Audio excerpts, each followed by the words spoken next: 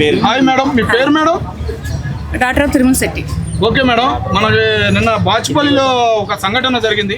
ఒక లేడీ తల్లి ఇద్దరు పిల్లల్ని బావిలో వేసి చనిపోయి సూసైడ్ చేసుకుని చనిపోయింది. దాని గురించి మీరేమంటారు? ఇది ఎంత దారుణం అంటే చాలా దారుణం అనమాట. అది అసలు ఆ తల్లికి చేతులు ఎలా వచ్చినాయి? ఆ 8 ఏళ్ల బాబు ఎంత క్యూట్గా ఎంత ముద్దుగా ఉన్నాడు. ఆ 2.5 సంవత్సరాల బాబు కూడా చాలా బాగున్నాడు అనమాట. అటువంటి పిల్లల్ని చంపడానికి ఆమెకు చెయ్యి ఎక్కడి నుంచి వచ్చింది? చచ్చేది ఆమె చావచ్చు కదా, చస్తే పీడావలి బ్రతుకు. ఇప్పుడు ఆ పిల్లలు చచ్చిపోయారు, ఆమె బ్రతుకుంది. ఇంకెందుకు ఆమె బ్రతుకు? ఆమె రేపటి రోజునైనా చచ్చిపోవడమే. మరి ఆ భర్త ఉన్నాడా, లేకపోతే అమ్మాయికి అమ్మా నాన్నలు ఉన్నారా, లేకపోతే ఈ అమ్మాయికి అత్తమామలు ఉన్నారా? వీళ్ళుంటే వీళ్ళు ఎక్కడికి వెళ్ళిపోయారు? అందుకనే ఉమ్మడి కుటుంబాలు ఉండాలి అనేది. ఎందుకని అంటే వీళ్ళు ఏదైనా పనికి పోయినా, ఎక్కడికైనా డ్యూటీకి పోయినా ఏమన్నా ఇటువంటి ఏంటంటే ఇప్పుడు అమ్మాయి చదువుకున్నట్లు లేదు. చదువుకున్న తల్లేదు అంత నిర్దాక్షిణ్యంగా ప్రాణం తీయదు. ఎట్లా కొట్లా కష్టపడి ఉద్యోగం చేసుకొని పెంచుకుంటుంది పిల్లల్ని. భర్త మీద కోపం రాని, అత్తమామల మీద కోపం రాని, ఎవరి మీదైనా కోపం రాని. ఇక్కడ ఎనిమి ఎవరంటే భార్యకు భర్తే, భర్తకు భార్యే. వీళ్ళిద్దరే ఎనిమిస్తుంటారు పెళ్ళై పిల్లలు పుడితే. తర్వాత ఏమీ ఉండరు, తల్లిదండ్రులు ఉండరు, అత్తమామలు ఉండరు, ఎవరు ఉండరు. అత్తమామలు ఉంటే మగడు పిల్లల్ని తీసుకొని పక్కకి వెళ్ళిపోయి బ్రతికిద్ది. కానీ ఈ పిల్లల్ని అసలు ఎలా చంపిందంటే నాకైతే అసలు కళ్ళమ్మ నీళ్ళు తిరిగినాయి అనమాట. ఇంత దారుణంగా ఉన్నారు ఆ మహిళలు. ఎందుకు ఆ తల్లి చంపడానికి కూడా కొద్దిగా ఆర్థిక కారణాలు, ఆ పిల్లల్ని పెంచలేనన్న మూమెంట్ కనపడింది. మార్నింగ్ అవన్నీ చూస్తే 500 ఇస్తున్నారు. ఎక్కడికి పోయినా కానీ 500 రూపాయలు ఇస్తున్నారు. 500 రూపాయలు ఇస్తున్నారు. ఎక్కడ హోటల్లో కప్పులు కడిగితే వాళ్ళ ముగ్గురికి ఫుడ్ పెట్టి 500 రూపాయలు కూలిస్తారు. బాచిపల్లిలో అంటే కొంచెం రెంట్లు తక్కువే ఉంటాయి. చాలా చాలా చిన్న చిన్న ఇవి ఉన్నాయి, కుటీరాలు ఉన్నాయి. కావాలంటే గుడిసెలోనైనా పెట్టుకొని పెంచుకోవచ్చు పిల్లలని, లేదంటే పనికి తీసుకుపోయి పనిలోనైనా పెట్టుకొని పెంచుకోవచ్చు పిల్లలని. కానీ ఆర్థిక ఇబ్బందులు పెట్టుకొని ఆర్థిక ఇబ్బందుల గురించి పిల్లల్ని చంపిన తల్లిని నేను ఏమైనా చూస్తున్నాను. అంత దారుణంగా చంపిందంటే అసలు నాకైతే మాత్రం భయ్యా, ఎందుకు ఆమె బతుకుండా ఇంకేం చేసింది? ఆమె చచ్చిపోయే పిల్లల్ని ఎవరికన్నా ఇచ్చిన అనాథశరణాలకు ఎవరికి ఎంతమంది పిల్లలు లేని వాళ్ళు ఉన్నారు ఇవాళ రేపు. ఇటువంటి మూర్ఖులకి దేవుడు పిల్లల్ని ఇస్తున్నాడు, ఇటువంటి చేతగాని పశువులకి పిల్లల్ని ఇస్తున్నాడు దేవుడు. కనుక ఏంటంటే ఇటువంటి వాళ్ళని పిల్లల్ని హెడాప్ చేసుకునే వాళ్ళు చాలామంది ఉన్నారు. వాళ్ళకి ఇవ్వచ్చు కదా. పిల్లలు లేక ఎంతోమంది సంతాన సాఫల్యాల చుట్టూ తిరుగుతున్నారు, లక్షలు పోస్తున్నారు. అక్కడ ఇవ్వచ్చు కదా, వాళ్ళకి ఇచ్చేసేయచ్చు కదా. శుభ్రంగా ఇదే ఉన్న రైలు కానీ తలకాయ పెట్టి చచ్చిపోయినా బాగుంటుండే. సో మొన్న ఒక 10th క్లాస్ అమ్మాయిని పొడిచి చంపాడు. ఇవాళ ఇక్కడ ఈ పిల్లల్ని చంపేస్తారు. తెలంగాణలో ఏం జరుగుతుంది? రోజుకి ఏమో ఎటువంటి మెసేజ్ ఇస్తున్నారో మరి సమాజానికి నాకు కూడా అర్థం కావట్లేదు. ఆడవాళ్ళ పాత్ర ఎక్కువ ఉంది యాక్చువల్లీ. ఎందుకు ఆ అమ్మాయిని చంపిన విషయంలో ఆడవాళ్ళ పాత్ర ఏముంది? తల్లే కదా చంపింది. తల్లి ఎందుకు చంపింది? ఇక్కడ పిల్లలు అవును, ఈమె ఆర్థిక ఇబ్బందులు పడలేక పిల్లల్ని పెంచలేక చంపేసింది. కానీ ఇక్కడ ఈ అమ్మాయిని ఎందుకు చంపారు పొడిచి? అన్ని పోట్లు పొడుస్తాడా వాడు?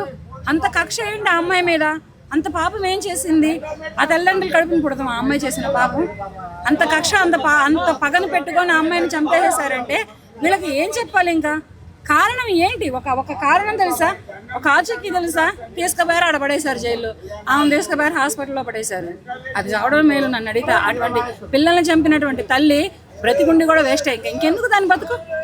లేకపోతే ఆ పిల్లలు అడ్డమైపోయారని చంపిందా? ఆర్థిక ఇబ్బందులు అయితే సత్య పని లేదు బ్రో, చావాల్సిన అవసరం లేదు. చక్కగా ఎక్కడ ఏ కప్పులు కడిగినా, ఏ గంటలు కడిగినా, ఏ మోరీలు కడిగినా, ఏ స్పూన్లు గ్లాసులు కడిగినా 500 రూపాయలు కూలిస్తున్నారు, అన్నం పెడుతున్నారు హోటల్స్లో. అట్ట అయినా పెంచుకునేటువంటి బాచుపల్లిలో అటువంటి అవకాశాలు చాలా ఉన్నాయి. ఏం చెప్పేదే ఉంది? ఇంకా ఆ తల్లి వేస్ట్. ఆ తల్లి బతికుండి కూడా వేస్టే. ఆమె బయటకు వచ్చినా చచ్చిపోవడమే, లోపల ఉన్నా చచ్చిపోవడమే, ఎట్లా ఉన్నా చచ్చిపోవడమే. ఆమె బ్రతికి వేస్ట్ ఆ తల్లి. ఈ పాప విషయంలో అయితే మాత్రం చంపినోడు ఎవరో నిర్ధారణ వస్తే, చంపినోడు ఎవడో తెలిస్తే వాడి కాలు చేయి తీసి పక్కన పడే. అదే నాకు కూడా అర్థం కావట్లేదు. ఆ విషయమే నాకు కూడా అర్థం కావట్లేదు. మరి ఆ పైన ఉన్న వాళ్ళు చంపారన్నారు, కింద ఉన్న వాళ్ళు చంపారన్నారు. అసలు చంపినోడు జైల్లో సరెండర్ అయ్యాడు, దొరికాడు. కానీ వాడు ఏం చెబితే పోలీసులు సైలెంట్గా ఉన్నారు. ఫస్ట్ ఇట్లా చంపుతున్న పసిపిల్లలు ఏంటి? 9 నెలల పాప, 4 ఏళ్ల పాప, 10 ఏళ్ల పాప, వీళ్ళ జోలికి ఎందుకు వస్తున్నారు వీళ్ళు? 20-25 ఏళ్ళ అమ్మాయి జోలికి వస్తే ఊరుకోదు ఆ అమ్మాయి తిరగబడిద్ది. తను ప్రాణం పోతున్నా సరే నలుగురు వస్తే ఏం చేయలేదు, కానీ ఒకడొస్తే మాత్రం తను వాడో తేల్చుకుంటారు ఇద్దరు. ఒక 20-25 ఏళ్ళ అమ్మాయికి వస్తే. కానీ ఇటువంటి చిన్నపిల్లలు ఏమీ చేయలేని అమాయకులు, వీళ్ళకి స్కూల్ తప్ప, అమ్మ నాన్న పెట్టి అన్నం తప్ప, ఏదైనా వీడియో గేమ్స్ తప్ప, టీవీలో కార్టూన్స్ తప్ప ఇంతకు మించి ఇంకేమీ తెలియదు వీళ్ళకి. తెలియనటువంటి పసి వాళ్ళని చంపుతున్నారంటే వీళ్ళని ఏమనాలి? వీళ్ళ జన్మలనేమనాలి, వీళ్ళనేమనాలి? కనుక ఇటువంటి వాళ్ళని చంపే వాళ్ళని ఏంటంటే కాలు చెయ్యి తీసి రోడ్డు మీద వేయాలి. ఎప్పటి నుంచో నేను ఒకటే మాట చెబుతున్నా, నిర్దాక్షిణ్యంగా ఒక నిండు ప్రాణం తీయడానికి పలానా వాళ్ళు కారకులయ్యారు అని తెలిసిన మరుక్షణమే మ్యాప్ వద్దు, జైళ్ళలో షెల్టర్ వద్దు, వాళ్ళకి హెల్త్ ఇష్యూస్ వస్తే హాస్పిటల్ చుట్టూ తిప్పించొద్దు, ఏం చేయొద్దు, చక్కగా కాలు చేయి తీసేసేసి రోడ్డు మీద అట్లా వదిలేయండి. వాళ్ళు బ్రతుకుతారు. ఎందుకంటే ఈ నిర్దాక్షిణ్యంగా చంపుతున్నప్పుడు ఉన్నటువంటి ఆనందం వాడు జీవితాంతం ఎవ్రీ సెకండ్ అనుభవించాలి. సో ఒక మహిళ ఒక అమ్మాయి ఇంట్లో ఉన్నా కూడా, ఇంట్లో దాచిపెట్టినా కూడా, ఇంట్లో ఉన్నా కూడా ఇంట్లోకి వచ్చి మరి చంపుతున్నారు. ఇంట్లో కూడా రక్షణ లేదు. రక్షణ లేదు చిన్న పిల్లలకైతే ఇప్పుడు మీరు చెప్పిన లెక్క ప్రకారంలో రక్షణ లేదు. ఇంట్లోకి వచ్చి జరిగిపోతుంది. ఏంటి రియాక్షన్ అంటే పోలీసులదేం తప్పులేదు. అక్కడ పోలీసులు ప్రతి ఆడపిల్లలు ఉన్న ప్రతి ఇంటికి ఒకటి కాపలా ఉండలేడు. ఏంటంటే ఎక్కడైనా జరిగింది అంటే పరిగెత్తుకుంటూ వెళ్ళి దానిని నిర్మూలించడానికి చూస్తారు. వాళ్ళ కళ్ళ ముందు ఏదైనా అన్యాయం జరుగుతుంటే దాన్ని అరికడతారు, దాన్ని వ్యతిరేకిస్తారు. వాళ్ళు ఇబ్బందులు ఎదుర్కొంటున్న మహిళలనే కానీ పురుషులనే కానీ సేవ్ చేస్తారు. కానీ ఇట్లా ఎంత అన్యాయంగా చంపుతుంటే వీళ్ళని ఏమనాలి? ఎంతవరకు వెళ్తుంది? సేఫ్టీ లేదు, ఎక్కడా లేదు. మనిషికి సేఫ్టీ అనేది ఒక మహిళే కావచ్చు, పురుషుడే కావచ్చు, ఎవరైనా కావచ్చు. ఇక్కడ ప్రాణానికి గ్యారంటీ లేదు. ఎందుకంటారు మేడం మన మైండ్ సెట్లు అనేవి అలా తయారు చేయడం? ఒక భయం అనేది ఎందుకు?